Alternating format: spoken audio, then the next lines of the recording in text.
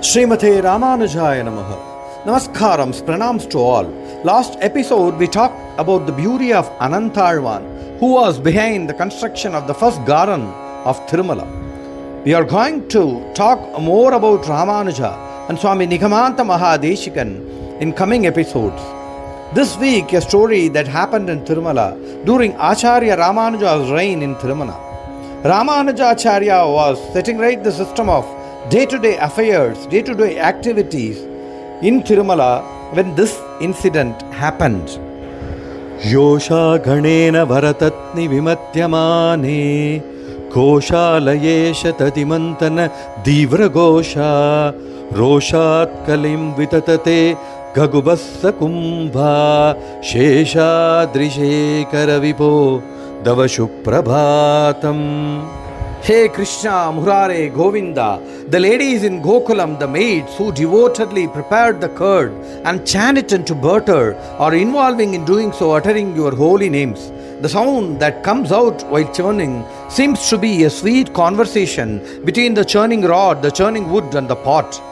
Both those are involved in raising the names of you, the slogans about you, while the process of churning is devotionally done. They say Thavashuprabhadam to you, O the holy God of the whole universe. Likewise, we all say Tavashuprabhadam, your earnest devotees, waiting for to shower your blessings upon us. Govinda, Govinda. Now to the story part of it. During Acharya's reign in Thirumala, a aged old lady, an ardent devotee of Thirumala Perumal, was supplying earthenware pots made of mud to the kitchen of Thirumala. She was very much interested in attaining moksha. Now one day, she waited for the Acharya to come in and we inquired what she wanted. She innocently replied, Swami, I need moksha, salvation. Ramanuja was himself stunned because the ultimate aim of every devotee, the Bhagavadottama, is to attain the moksha. But he wondered the way she asked for it, not knowing the impossible destination to reach. Acharya didn't say anything, but he replied, Mother, I don't have the power to grant you such. The Venkatesa Perumal, the deity, the Moolavar, inside the sanctum sanctorium only, is capable of doing it. He has the power to grant it. Please plead with him for the same. The old lady took the Acharya's word, went inside the temple, walked towards the sanctum, asked to the Perumal for moksha. Now the Perumal himself came forward and told the old lady, I don't have the power here in Thirumala, this Divya Desha. Acharya Ramanuja is my Acharya here. Only through him moksha is possible. The lady came back again to the Acharya.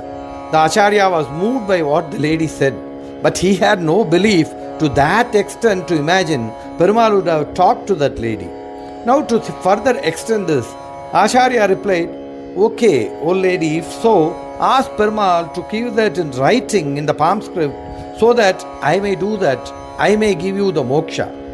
The lady sincerely went in and then talked again with that Govinda inside. Perumal now smiled and he gave it in a palm script writing saying, Our Acharya has the power to grant moksha and he himself is not eligible to give it directly.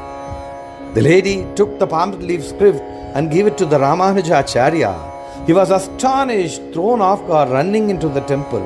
A simple earthen pot maker, an old lady, easily talked with the Almighty Tirupati Perumal, Lord Venkateshwara, to attain moksha. The concept which every rishi, acharya, sannyasis found it very hard to attain.